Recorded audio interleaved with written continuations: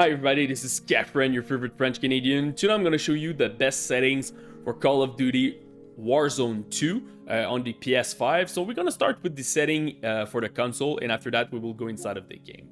So first of all, let's go to settings. I recommend to go to screen and video. The first option will be your resolution. You have a lot of different resolution now in the console. Me, I'm playing in 4K because I'm playing on my LG C2, so 4K 120Hz. Make sure that your TV or monitor is compatible with HDMI 2.1 if you want to play 4K 120Hz. If it's not and you really want to play at 120Hz, you can definitely change your resolution, go with something like 2K. Now it's compatible on the PS5 or 1080p.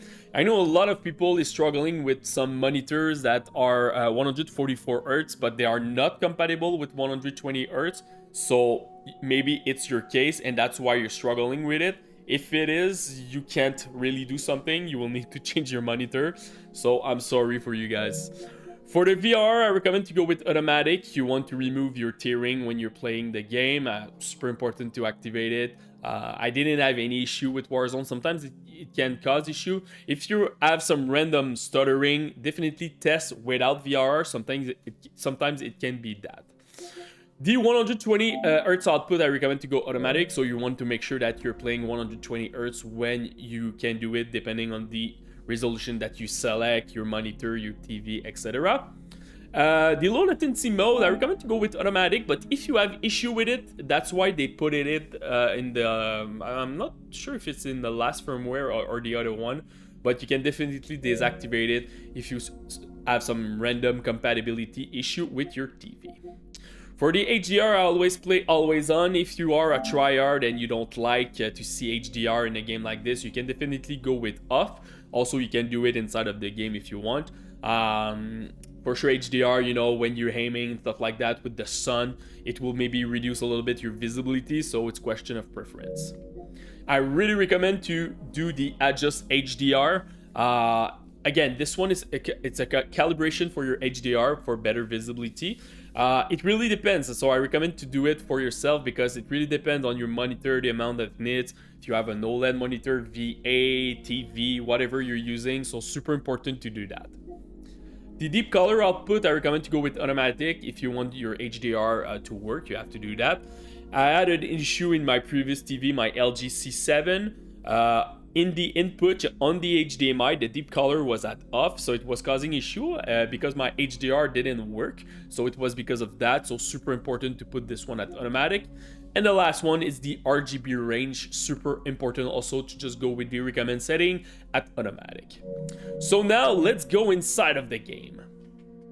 So now inside of the game, so we're gonna press start. We're gonna go to settings, go to graphic. So we're gonna start at the top, sorry guys. On-demand texture streaming, you can definitely let this parameter at on without any issue. After that, post-processing effect, you have a lot of different effects in this game that you don't really need when you're playing Warzone. You want pure visibility. So I really recommend to put world motion blur at off, weapon motion blur at off, you don't want to use that. Same thing with film grain, sorry, you want to put this one at 0 for visibility.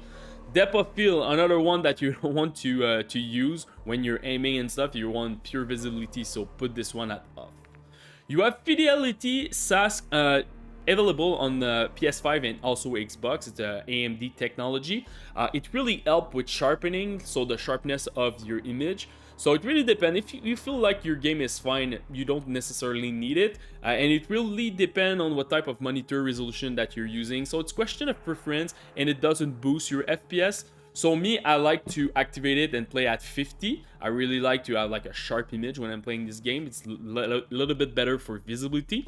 So just do some testing and look at it. Honestly, normally between 40 and 70 when you're playing 2K and 4K should be fine. Now you have the 120Hz refresh rate option. Before on Modern Warfare, you had to put your PS5 in performance mode. You don't need to do that anymore. So you just need to activate your 120Hz refresh rate and everything will work properly. The last parameter that you can change is your field of view.